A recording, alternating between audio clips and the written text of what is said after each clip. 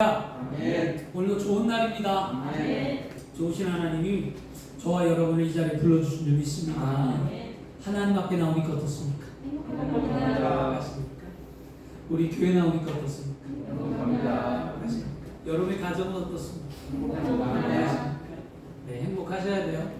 한번 고백하겠습니다. 예수님 안에 예수님 안에 나는 행복합니다. 나는 행복합니다. 예수님 안에 예수님 안에 나에게 기적이 일어납니다. 나에게 일어납니다. 아멘. 아멘. 오늘 여러분이 고백한 대로 그렇게 된 줄 믿습니다. 아멘. 그것이 우리 믿음입니다. 아멘. 오늘 어떤 믿음을 갖고 나오셨어요?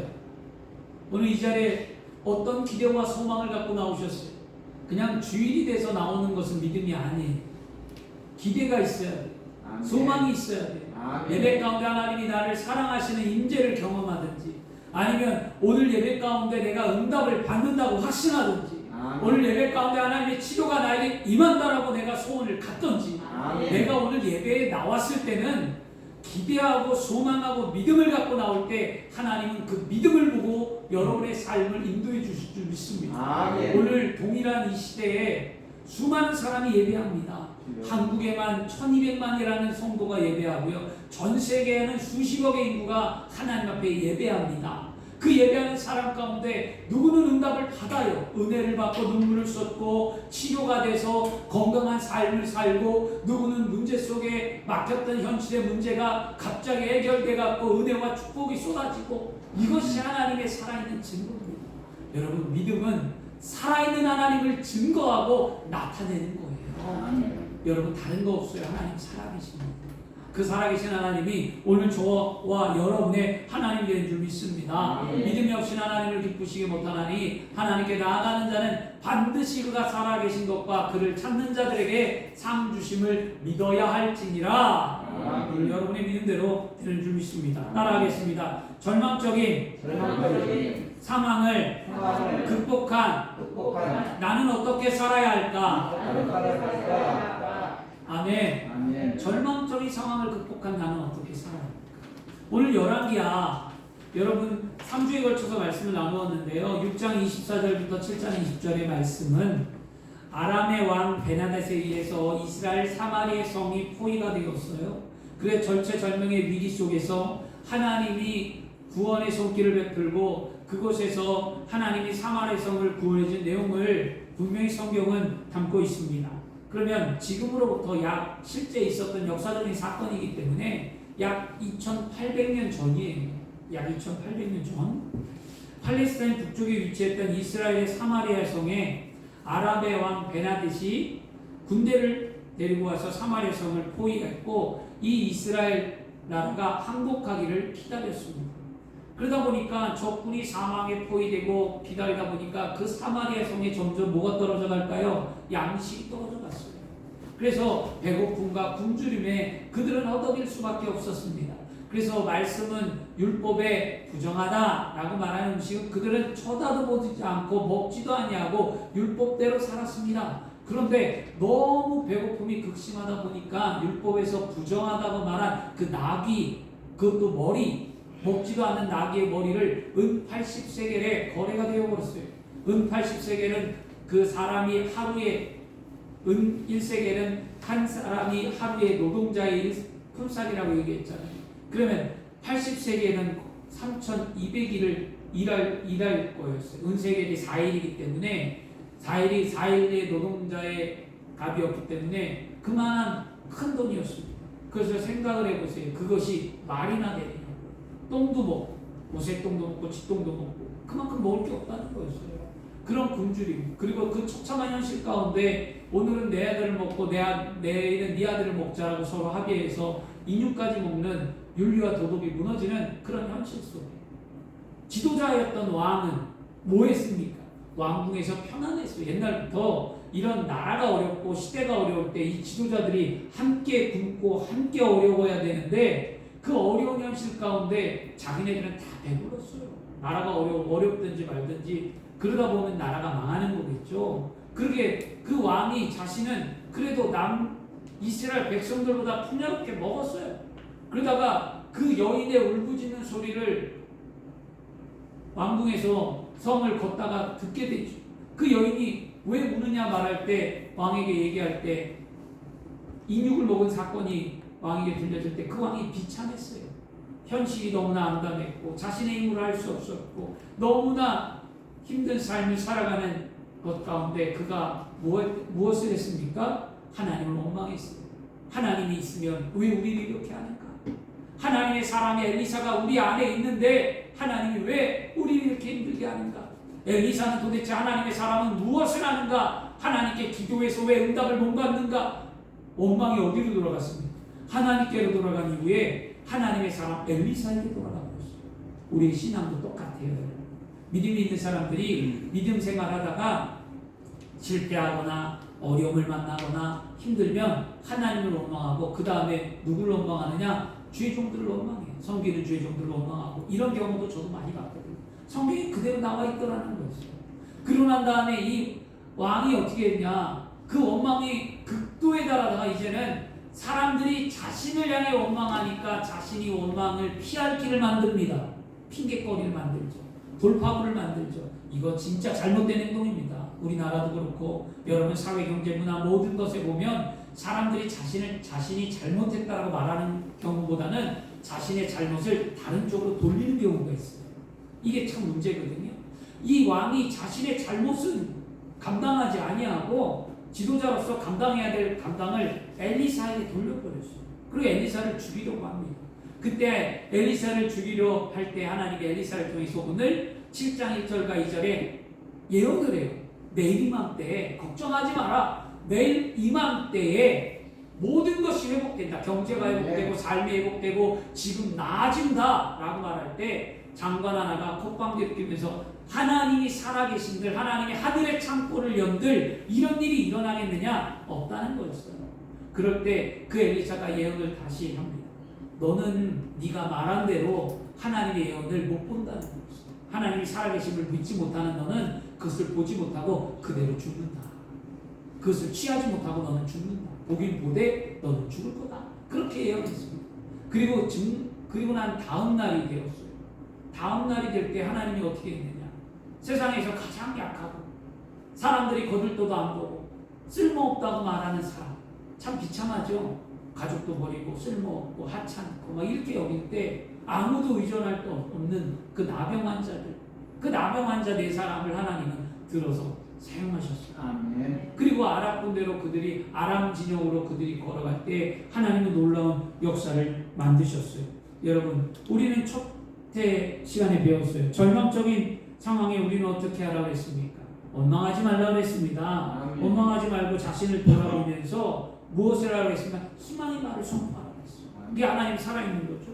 그 다음에 여러분 하나님께서 나병 환자를 쓰셨어요. 지난주 설교의 이야기입니다. 나병 환자를 왜 썼냐고요? 약했습니다. 버림받았습니다. 보잘것 없었습니다. 아무 힘도 없었습니다. 그러나 나병 환자를 하나님은 쓰셨어요. 도구로 사용했습니다. 그 이유가 무엇이었습니까? 나병 환자는요 자신의 약함을 인정했어요. 안 되는 것을 인정하고 긍정적인 말과 결단과 용기 있는 행동이 그에게 있었기에 하나님은 그것을 보고 그들을 사용하셨다는 거죠. 아멘. 나병 환자는 여기 머물러도 죽고 성에 들어가도 죽으니까 자리를 털고 아람 진영으로 가자. 살면 살 거고 죽으면 죽을 거고 아멘. 우리가 여기서 죽는 대로 못하겠느냐? 희망이 있는 곳으로 가자라고 얘기하잖아요. 그의 결단이 하나님은 해결하는 은혜를 만들어 주셨습니다. 지금 현재 문제를 인정하고 수용하며 지금 이 자리에 할 수 있는 것들을 하나씩 실행하는 진짜 긍정의 태도의 모습이 나병 환자들이 있었기에 하나님은 그 나병 환자를 썼잖아요. 여러분 기도만 하면 안 돼요. 기도만 할 것이 아니라 기도한 후에 내가 할 일을 찾아서 해야만 합니다. 아멘. 이게 긍정적인 태도였어요. 그리고 여러분 절망적인 자리를 털고 일어나 나병 환자들이 아람 진영으로 갈 때 기적이 베풀었는데 기적은 믿음으로 절망적인 자리를 털고 일어나 믿음의 발걸음을 앞으로 옮길 때 기적이 일어나는 거예요. 여러분의 절망적인 자리를 털고 일어나시기를 바랍니다. 그랬더니 성경에 열왕기하 6장 7장 6절과 7절 말씀에 어떤 일이 일어나냐? 나병 환자가 아람 진영으로 걸어갈 때 성경은 이렇게 말합니다. 아람 군대의 병거 소리와 말 소리와 그 근대의 소리를 하나님이 듣게 하셨고 아람 사람들이 서로 말하되 이 이스라엘 왕이 이웃나라와 동맹하여 우리를 치러 온다 라고 말하며 두려움에 떨었던 그들이 진영에 있던 것을 다 버리고 살고자 도망했다고 말씀합니다. 남영한 자들은요 아람 진영에 들어가 쌓인 무엇을 얻었습니까? 쌓인 의복과 은과 금을 얻고 그들은 배불리 먹었어요. 남영한 자들은요 세월에 묻혀 살았어요. 오늘 아까 찬양처럼 남영한 자들은요 현실의 장박에 막혀 갇혀 살았어요. 그리고 남영한 자들은 자신의 삶을 바라보며 하나님을 잊고 살았어요. 그러다 문득 생각해 보니까 하나님이 자신을 사랑하고 있다는 것을 깨닫게 됩니다. 아멘. 자신들이 취한 물건들, 자신들이 배불리 먹었어요. 배고픔도 해결하고 은과 금도 얻었고 아람 지역에서 자신들이 많은 것을 취하고 있다. 문득 생각해 보니 그들이 말하잖아요. 생각하고 이렇게 말하죠. 우리가 이 소식을 전하지 않고 만일 밝은 아침까지 기다리면 벌이 우리에게 미칠지니 이제 떠나 왕궁으로 가자라고 말하며 그들이 다시 사마리아 성으로 돌아갔다라는 거였어요. 남영한 자들이 자신들만 잘 먹고 잘 살 수도 있었잖아요. 그렇잖아요. 버림받았어요. 누구도 자신을 알아주지 않았어요. 도와주지도 않았어요. 그런데 그들이 자신들이 얻은 은혜로 말미암아 자신들만 잘 먹고 잘 살 수도 있었는데도 불구하고 그들은 자신들을 천대하고 자신들을 버리고 자신들을 거들떠보지 않았던 사마리아 성으로 돌아갔다는 것이죠. 참 놀랍죠. 이것이 하나님이 사람을 쓰시는 이유입니다. 아멘. 성 안으로 돌아가서 그들이 무엇했습니까? 전해주었어요. 문지기에게 알렸고 성이 빨갛게 뒤집혔고 그런데 왕은 그 사실을 믿지 못했고 그러다가 한 신하의 간청을 통해 정탐꾼을 통해 그 이야기를 듣게 됐고 그리고 예루살렘 성에 있는 모든 사람들이 다 뭐 한 거예요? 이 기쁜 소식을 다 들었죠.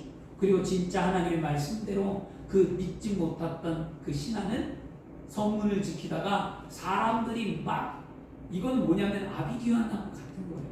사람으로 말하면 미친 듯이 뛰어나간 거예요. 아람 진영에 은과 금과 폐물과 먹을 것이 쌓였다는 소리를 듣자 성에 있던 이스라엘 백성들이 어떻게 합니까? 달려나가는 거예요. 누구도 막을 수 없는 거예요. 왜냐하면 자신의 현실의 문제를 해결하고 싶으니까 막 뛰어들어간 거죠. 그럴 때 이 신하가 뭐 한 거예요? 막았잖아요. 왜 막았을까요? 질서를 지키세요. 우리는 이렇게 하면 안 됩니다. 지금 질서를 지킬 때가 뭐가 있고 지금 이렇게 안 할 때가 어디 있어요? 지금 진영에 들어가면 사는데 지금 너는 들어가고 나는 들어가고 이거 할 때가 어디 있냐고요. 그렇죠? 여러분, 믿음은 바로 이런 거예요. 믿음은 뛰어 들어가는 자가 사는 거예요. 아멘. 천국은 침노하는 자의 것이라고 말씀을 하잖아요. 이 성경의 의미는 무엇이냐면 진짜 급한 자가 뭘 찾아 우물을 찾는 것처럼 내가 급한데 돌아볼 시간이 어디 있어요. 내가 급한데 체면이 뭐가 중요해요. 그리스도인들이 믿음이 있는 우리들이 기독교인들이 따지는 게 뭐냐면 체면 따져요. 체면 형식 따지고 체면 따지고 뭐 거칠에 따지고 지금 그 문제가 급한데 무슨 체면이 뭐가 그렇게 중요하겠냐고. 한국 기독교인이 아직까지도 남아있는 게 바로 형식주의, 체면 이런 걸 따집니다. 여러분 절대 신앙 안에 형식과 체면이 없어요. 그리고 믿지 못한 그 왕은 말씀대로 그 안에서 사람들이 밀려오는 군중에 밟혀 죽었어요. 이게 하나님의 예언의 말씀이거든요. 오늘 여러분, 사랑하는 여러분, 오늘 우리는 이 나병 환자 네 사람이 절망을 극복한 다음의 삶의 행동을 통해 우리는 믿음을 배워야만 합니다. 그들의 삶의 행동이 뭐냐면 따라하겠습니다. 첫째로 절망적인 상황을 극복한 사람은 기쁨을 나누는 삶을 살아야 합니다. 아멘. 절망적인 상황을 극복한 사람은 기쁨을 나누는 삶을 살아야만 합니다. 나병 환자들은 절망을 극복했잖아요. 그래서 자신들이 기쁨을 누렸잖아요. 그런데 그 기쁨을 자신들만이 간직하는 것이 아니라 그 기쁨을 나누는 삶을 살았다는 것이 아주 중요합니다. 여러분, 하나님이 주신 승리의 기쁨을 마음껏 누리던 나병 환자들, 갑자기 성 안의 사람들이 생각났어요. 그들은 아직도 이 기쁜 소식을 알지 못하는 사람들을 향해 안타까운 마음을 느꼈어요. 그리고 속히 이 기쁨을 소식을 전해주어야겠다는 거룩한 부담감을 갖게 되었습니다. 그들은 즉시 일어나 달려가 성 안으로 이 아름답고 복된 구원의 소식을 전해주었습니다. 사랑하는 여러분, 오늘날 하나님의 구원은 우리에게서 멈춰지지 않습니다. 그것은 우리가 누려야 할 선물이기도 하지만 또 그것은 구원을 알지 못하는 사람들에게 나누는 선물이기도 합니다. 복음을 받은 자로서 우리는 아직 복음을 받지 못한 사람들에게 전하는 것, 이게 우리의 사명입니다. 거룩한 영적 부담감을 갖고 살아가는 것이 구원을 받은 진정한 그리스도인의 삶의 모습인 줄 믿습니다. 아멘. 구원을 누리려고만 하는 구원을 누리려고 했죠. 이 자리가 좋사하고 내가 행복하기로 하고 누리기로만 하는 우리에게 이 제자리 걸음, 이제는 다른 사람에게 구원을 전하는 아름다운 발걸음 되기를 축복합니다. 아멘. 여러분, 전해줘야 돼요. 시편 106편 5절에도 내가 주의 택하신 자가 형통함을 보고 주의 나라의 기쁨을 나누어 가지게 하사 주의 유산을 자랑하게 하소서라고 얘기합니다. 나누는 기쁨이 이만큼 크다는 거예요. 하나님의 은혜로 구원을 얻은 우리는 예수님 안에서 풍성한 영원한 기쁨을 오늘도 누리며 지금 이 시간 살아가고 있습니다. 그러나 우리가 예수 안에서 구원받아 누리는 기쁨보다 더 큰 기쁨이 무엇이냐면 나누는 기쁨이에요. 나만 구원받아서 나는 예수 안에 영원한 생명 천국을 가고 나는 기쁨을 얻고 살아가는 것, 이 기쁨보다 나누는 거예요. 오늘 은혜를 얻었으면 가족들에게 나누는 거예요. 말씀을 듣지 못한 남편에게, 아내에게, 자녀에게 나누는 거예요. 일가 친척에게 나누는 거예요. 이웃에게 나누는 거예요. 여러분, 은혜는 나누는 거예요. 그럴 때 기쁨이 일어납니다. 그래서 여러분, 많은 기독교인들이 복음을 전하는 것에 공통적으로 요즘 하는 말이 있어요. 뭐냐면 이런 말들을 참 많이 해요. 지금은 코로나 시대 때문에 전도하기가 어렵대요. 코로나 시대 때문에 전도가 안 된다, 이렇게 얘기하고요. 또 어떤 이야기를 하냐면 이런 얘기를 해요. 세상이 우리를 바라보는 시각이 너무나 따갑기 때문에 전도할 용기가 나지 않는다, 이렇게 얘기합니다. 저도 이런 얘기를 했어요. 저의 모습이에요. 이건 지금 여러분에게만 전해주는 말씀이 아니라 주의 종인 제 모습도 그랬어요. 이 말은 현실을 직시한 말이에요. 이 말이 틀렸단 말이 아니에요.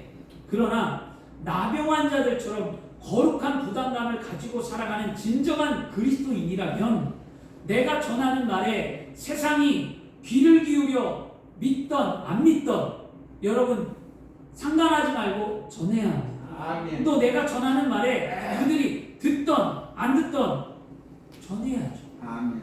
꼭 믿어야만 합니까? 꼭 들어야만 합니까? 우리는 그렇게 생각해요. 꼭 믿는 자가 있어야 된다, 꼭 듣는 자가 있어야 된다라는 어떤 전제를 만들어 놓고 복음을 전하려고 하니까 안 되는 거예요. 성경은 분명 디모데후서 4장 2절 말씀에 너는 말씀을 전파하라, 때를 얻든지 못 얻든지 항상 힘쓰라, 범사의 오래 참음과 가르침으로 경책하여 경계하며 권하라 라고 말씀합니다. 전하는 데는요 시간과 장소와 때가 없는 겁니다. 오늘 말씀의 나병 환자들은 분명히 거룩한 부담감을 가지고 말합니다. 그들이 9절에 이렇게 말합니다. 나병 환자들의 친구들에게 서로 말합니다. 우리가 이렇게 해서는 안 되겠도다. 오늘은 아름다운 소식이 있는 날이거늘 우리가 침묵하고 있도다. 만일 밝은 아침까지 기다리면 벌이 우리에게 미칠지니 이제 떠나 왕궁에 와서 알리자 하고, 절망을 극복하고 승리한 우리가 반드시 행해야 될 일이 뭐냐? 복음을 전하는 일이에요. 아멘. 여러분, 절망적인 상황을 이긴 간증이 있잖아요. 여러분, 힘들고 어려운 시대에 살아갈 때 하나님께서 여러분 도와줄 그 때가 있잖아요. 그 기쁨을 왜 나누지 않습니까? 하나님이 살아있는 간증을 왜 하지 않습니까? 왜 복음을 전하지 않습니까? 하나님이 내 삶에, 내 가정에, 내가 살아가는 삶 속에 어떤 은혜를 베푸셨고 살아계신 능력을 어떻게 베풀었는지 말해야죠. 내가 진짜 절망감, 이거는 상상할 수 없는 일이잖아요. 안 된다고 말하잖아요. 누가요? 신하가 하나님이 살아있는들 하늘의 문을 연들 이런 일이 있겠냐? 내일? 사람의 생각과 하나님의 생각은 다르다는 거였어요. 아멘. 여러분이 전하면 그 기쁨과 능력은 하나님이 행하십니다. 여러분 두려워하지 마세요. 여러분 힘 부족하다고 말하지 마세요. 오늘부터 여러분 구원의 기쁜 소식을 전하는 삶을 살기를 축원합니다. 아멘. 둘째로 따라하겠습니다. 전망적인 상황을 극복한 사람은 전해주는 말에 믿는 이가 있음을 알아야 합니다. 아멘. 아멘. 하나님이 분명히 예언하셨음에도 불구하고 지금 사람이 그것을 마음의 생각이나 염두에 두지 않았기에 막상 예언이 성취되어도 깨닫지 못하는 경우가 많아요. 이게 무슨 말이냐면 오늘 말씀에 이스라엘의 왕 여호람이 나오잖아요. 여호람이 지금 뭐 했냐면 이 나병 환자들이 자신이 겪었던 일, 그 기쁜 소식을 허겁지겁 달려가서 그 사마리아 성 중에 알려주었어요. 이런 일이 있더라. 아랍 지명에 아무도 없더라. 이런 놀라운 일이 일어났더라 말해주었는데 이스라엘 왕이 뭐라고 말했냐면 이스라엘 왕은 이렇게 말해요. 엘리사가 그에게 예언했잖아요. 내일 이맘때 반드시 이런 하나님의 놀라운 역사가 일어난다라고 예언까지 하고 말씀을 믿으라고 권면했는데 그 말을 마음에 새겨두지 않았어요. 오늘날 하나님의 말씀을 마음에 새겨두지 않으면 여러분은 은혜와 기적을 체험할 수 없습니다. 늘 말씀을 마음에 새기시길 바랍니다. 이 이스라엘 엘리사가 그렇게 얘기해줬는데 마음에 새기지 않았는데 진짜 이런 일이 벌어졌어요. 그랬는데도 불구하고 깨닫지 못한 이 이스라엘 왕이 아람 군대가 없는 게 아니야. 사라진 것이 아니라 우리를 성문을 열고 우리를 유인해갖고 우리 모두를 다 사로잡고 죽이려는 그들의 계략이야 라고 말해버렸어요. 그리고 자신의 생각이 옳다는 거였어요.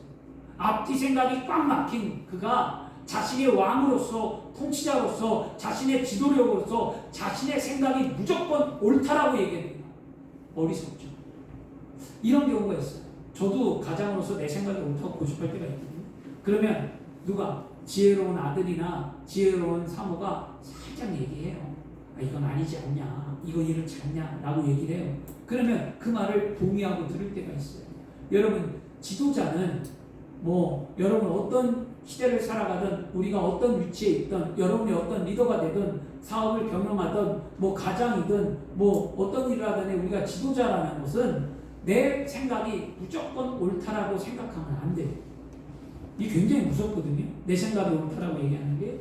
좀 있으면 대통령 선거이긴 한데 사람들이 자신의 생각이 무조건 옳다라고 얘기하는데 잘 판단하시길 바랍니다. 아멘. 여러분 자신의 생각이 다 옳지는 않아요. 분명히 알지 못하는 거죠. 더구나 믿음이 있는 사람은 하나님이 말씀해 줬는데도 그 말씀을 깨닫지 못하는 거예요. 이건 내가 마음이 다쳤기 때문이죠. 이 옳다고 말할 때 나병 환자들 말을 믿으려 하지 않을 때 그러나 왕의 신하 한 사람이 그 말을 믿었어요. 그래서 아랍 군대의 유인 체계라고 확신하는 왕에게 적의 동향을 파악하도록 정탐꾼을 보내자라고 얘기합니다. 그게 13절 말씀이에요. 그의 신하 중 한 사람이 대답하여 이르되 청하건대 아직 성중에 남아있는 말 5마리를 취하고 사람을 보내어 정탐하게 하소서라고 말합니다. 똑같은 구원의 기쁜 소식을 듣고 한 사람은 부정적으로 받아들여서 믿지 못했고 또 다른 한 사람은 긍정적으로 받아들이는 모습을 우리는 지금 봅니다. 이 모습이 마치 우리가 살아가는 지금 현 시대를 살아가고 있는 세상의 모습을 연상을 시켜요. 복음을 전할 때 세상 사람들은 듣지도 받아들이지 않고 믿으려고 하지도 않습니다. 그러나 분명한 것은 나의 외치는 소리에 누군가는 반응하고 누군가는 변화를 일으키고 내가 전하는 복음을 듣고 믿고 하나님 앞으로 나온다는 사실이에요. 여러분 그러므로 여러분은 전하는 삶을 사셔야 되는 거죠. 로마서 10장 14절 말씀에 전파하는 이가 없이 어찌 들으리요. 전파하는 이가 없는데 하나님을 어떻게 알냐는 것이에요. 로마서에 바울이 그렇게 얘기하는 거예요. 전하지 않는데 하나님을 어떻게 알겠냐. 예수를 어떻게 알고 구원을 받겠냐. 그러므로 전하라고 말해주는데, 그러므로 우리는 실망하지 말고 우리는 이제부터 전하는 삶을 사셔야 될 줄 믿습니다. 그러면 나머지는 누가 하시는 거예요? 하나님이 하십니다.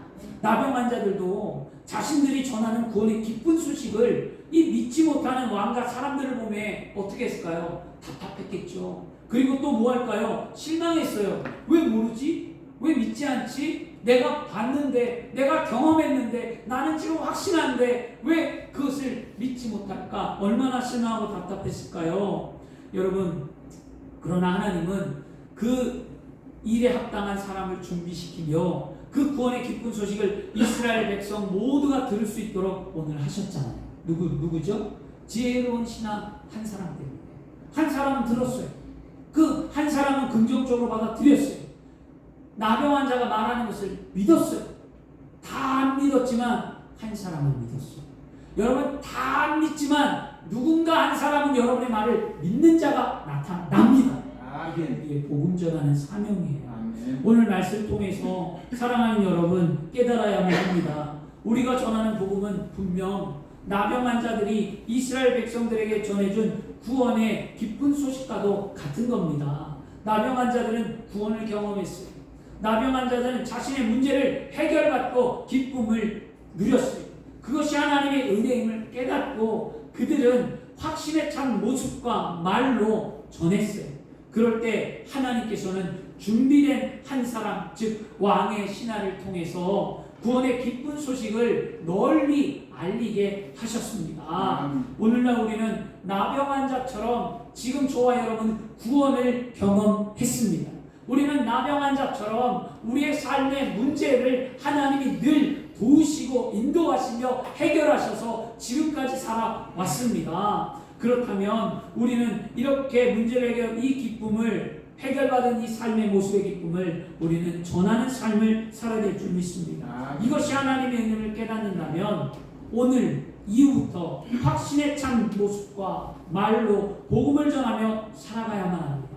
그렇게 살아가기 위해서 우리에게 오늘 하나님의 은혜가 임하게 되는 줄 믿습니다. 그렇게 해요. 근데 사실 우리는 어때요? 연약하잖아요. 사실 그렇게 할 수 없어요.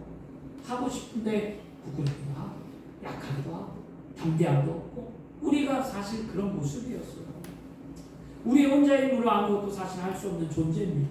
그러게 우리에게 무엇이 필요하냐? 오늘 위로부터 내려오는 하나님의 능력, 성령의 충만한 능력이 우리에게 필요한 줄 믿습니다. 성령의 능력이 우리 속에 나타나실 때 성령의 능력이 우리에게 나타날 때 이와 같은 능력이 이루어지기 때문에 우리는 오늘도 이 시간 성령의 충만함을 놓고 꼭 기도하십시오. 내가 이 일을 하고 싶은데 하나님 안 됩니다. 내 약함을 아시오매 오늘 하나님부터 내려온 성령의 충만함을 주옵소서. 성령 충만한 삶으로 이 일을 감당하기를 원합니다. 성령 충만함으로 하나님이 기뻐하시는 일을 이루기를 원합니다라고 고백하며 여러분 오늘도 기도해야 될 줄 믿습니다. 나병 환자들도 연약했어요. 여러분. 두려워했고 힘들었어요. 그 힘도 자신의 힘으로 존재를 할 수 없었어요. 그러나 분명한 것은 하나님께서 나병 환자들의 마음을 움직였다는 거였어요. 이게 놀라운 사건이거든요. 하나님은 나병 환자의 마음을 움직였어요. 그들이 문득 생각해보니까 우리가 이렇게 누리는 기쁨이 우리가 이것을 전하지 아니하고 이대로 있으면 내일 이맘때 우리에게 벌이 임하겠다. 뭘까요? 나병 환자들은 하나님의 은혜를 알았던 거예요. 어떤 은혜냐? 이와 같은 놀라운 일을 행하시는 일은 하나님밖에 없다는 거예요. 이게 우리의 믿음이에요. 나병 환자들은 병 때문에 비록 성 밖에 떨어져서 어귀에서 삶을 살고 있었고 나병 환자들은 자신의 삶의 현재 문제가 힘들고 어려워서 한 현실에 갇히고 삶에 힘들어서 하나님을 멀리 떠나 있어서 삶을 살았지만 그래도 나병 환자들은 마음에 하나님이 있는 걸 알기에 깨달았잖아요.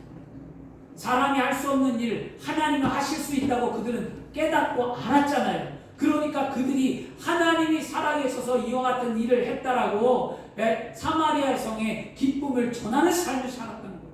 여러분 이 일을 누가 할 수 있습니까? 하나님이 마음을 움직여 지었고 깨닫게 하셨게 할 수 있었던 것처럼 우리가 세상을 향해 외치고 세상을 향해 복음을 전할 수 있는 것은 하나님께서 우리에게 성령을 부어 주셔야만 우리는 그 일을 할 수 있는 줄 믿습니다. 그러므로 우리에게 성령이 필요합니다. 오늘 하나님은 오늘도 역사하시는 줄 믿습니다. 중국 땅을 가슴에 품고 살았던 영국 선교사 허더슨 테일러 목사님이 계셨어요.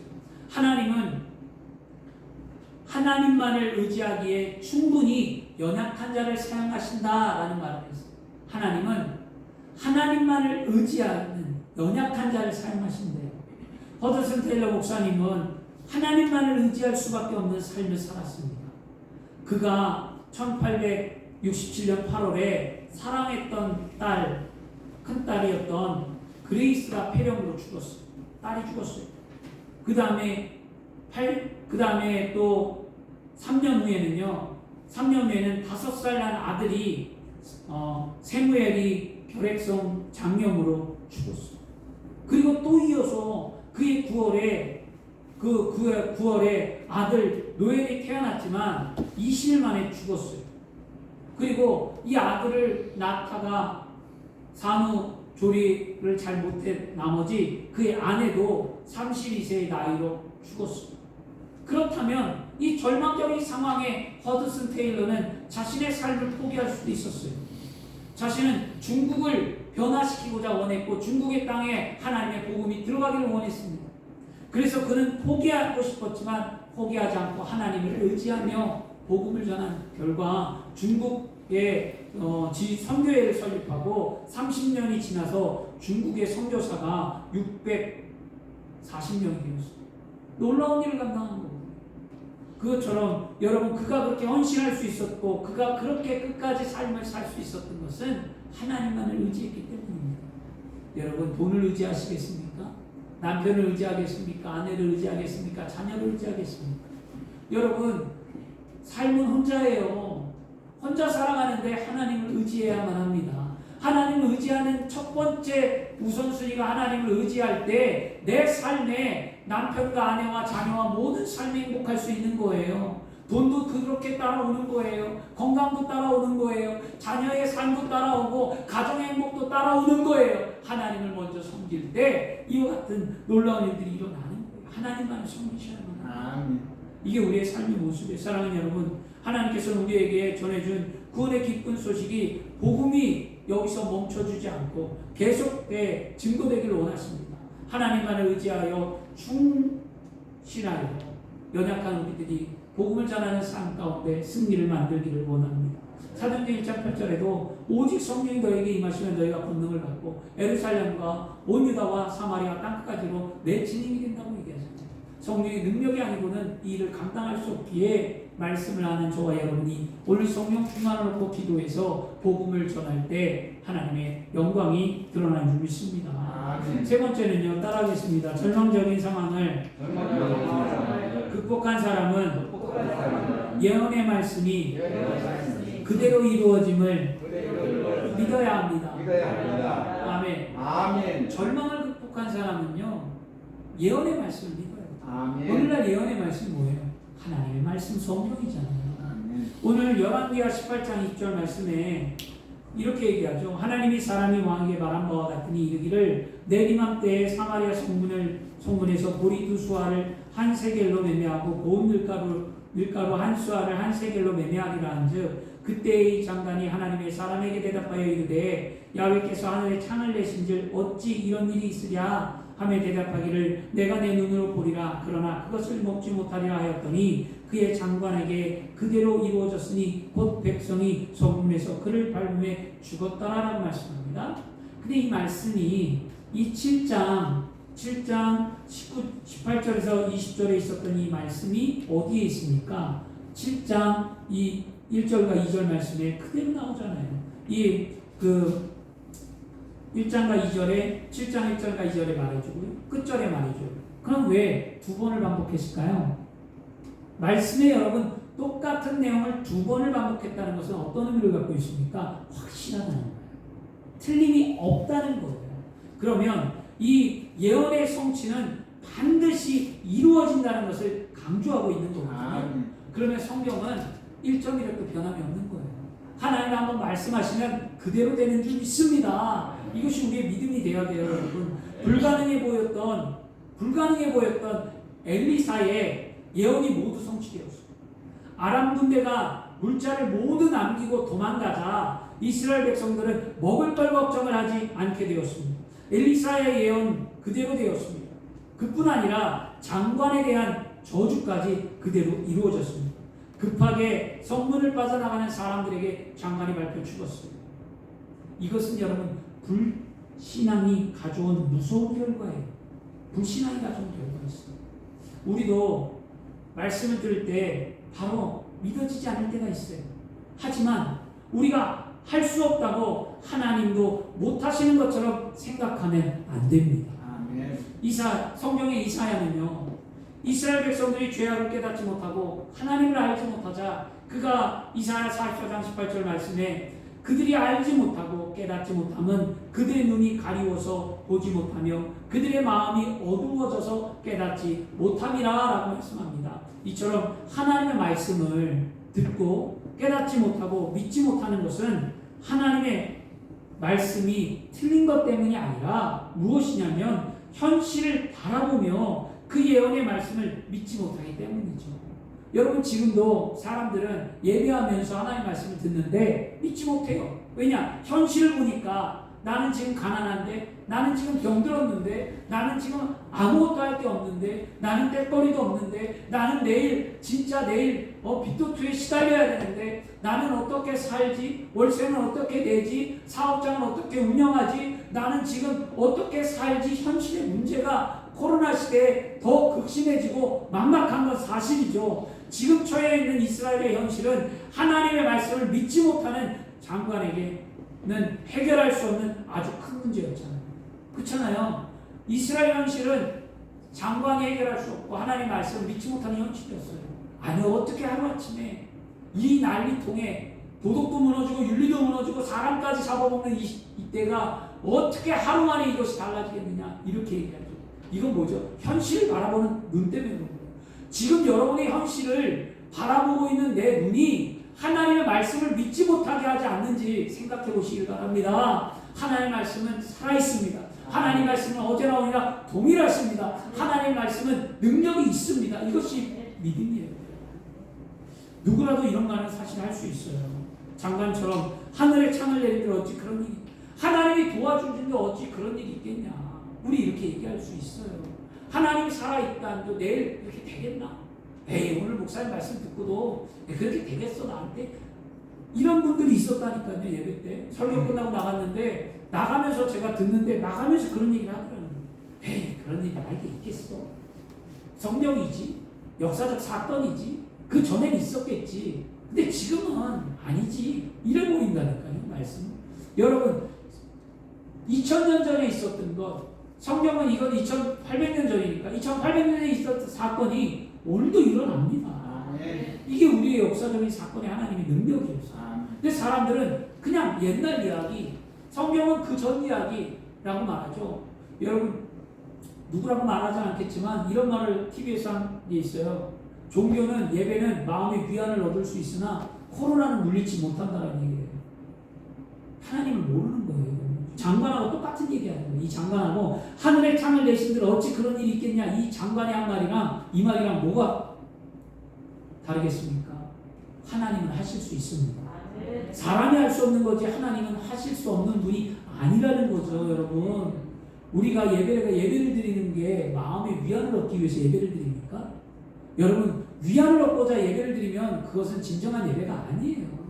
예배는 마음의 위안이 아니라 살아계신 하나님을 경험하는 거예요. 아멘. 예배는 살아있는 하나님을 만나는 게 예배지 무슨 내 평안을 얻고 나에게 좋은 소리를 듣고 내가 그래 위로를 받고 내가 살려 있는 용기를 얻고 거기까지는 다 좋아요. 근데 하나님을 만나지 못하면 그게 예배냐고요. 죽은 예배라니까요. 살아있는 예배를 드리시길 바랍니다. 여러분 예배는 마음의 위안을 주시는 게 아니에요. 예배는 하나님이 코로나를 막지 못하는 게 아니에요. 하나님 코로나를 막지 못해서 지금 이대로 내버려 두는 게 아니라 하나님이 원하는 건 뭐냐? 기도하기를 원하는 거예요.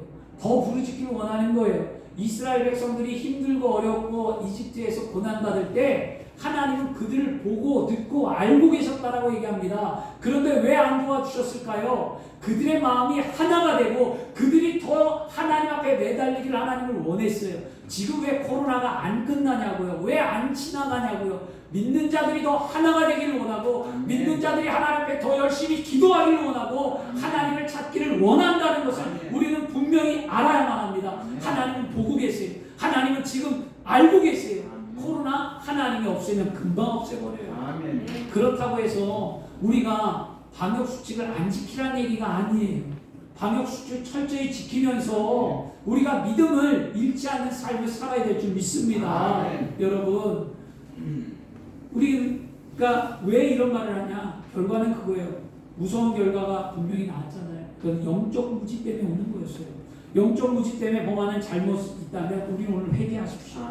하나님 믿지 못했으면 회개하시고 말씀을 믿지 못했으면 회개하시기 바랍니다. 그리고 하나님을 신뢰하고 살아계신 하나님이 할 수 있다고 믿으시기를 바랍니다. 믿음이 없다고 두렵지 않지는 않아요. 믿음이 있다고 아프지 않는 것도 아니잖아요. 믿음이 있다고 해서 눈앞에 현실의 문제가 안 보이는 것도 아니잖아요, 여러분. 믿음이 있어도 두렵고 믿음이 있어도 아프고 믿음이 있어도 자신의 현실의 문제를 보게 됩니다. 그런데 사랑하는 여러분, 믿음이 있는 우리가 오늘 행해야 될 건 하나님의 약속의 말씀을 믿는 거예요. 아멘. 여러분 오늘 믿으시길 바랍니다. 아멘. 오늘 우리에게 하나님이 구원의 역사가 보이지 않는 까닭은 우리의 눈이 어두워 현실만 바라보기 때문입니다. 믿기 어려웠던 예언이 모두 성취된 것을 보면 우리는 무엇을 깨달아야만 합니까? 사람은 불가능해도 하나님은 하실 수 있다라고 우리는 오늘 믿어야만 합니다. 쉽게 절망하지 말고 하나님께 도움을 구하며 하나님만을 신뢰하며 믿음으로 살아가야 될 줄 믿습니다. 하나님의 말씀은 겉으로 사라지지 않습니다.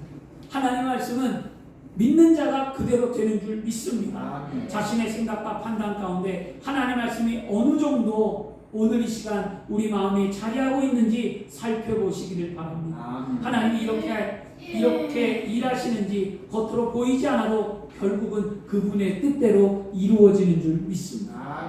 결론입니다, 여러분. 절망적인 상황을 극복한 우리는 어떻게 해야 합니까? 기쁨을 나누는 삶을 사십시오. 분명히 하나님은 여러분의 절망을 건지셨어요. 그때를 기억하고 기쁨을 나누시길 바라고, 그리고 나눌 때 중요한 것은 듣든 안 듣든 분명한 것은 누군가는 내 말에 귀를 기울인다는 거. 이거 꼭 알고 계셔야 돼요. 그리고 세 번째는 진짜 우리가 절망을 극복한 사람들은 하나님의 약속의 말씀을 믿어야 돼요. 그 말씀대로 된 사건들이 여러분 인생 가운데 분명히 있어요. 그걸 믿으시길 바랍니다. 저도 믿어요. 두려워하지 말고 믿기만 하라고 했던 하나님의 약속의 말씀이 제 삶에 이루어진 것 알기에 저는 전하고 있습니다. 하나님을 믿는 저와 여러분이 되기를 그리스도로 축원합니다. 아멘. 기도하겠습니다. 좋으신 아버지 하나님, 오늘 하나님 은혜가 임하기를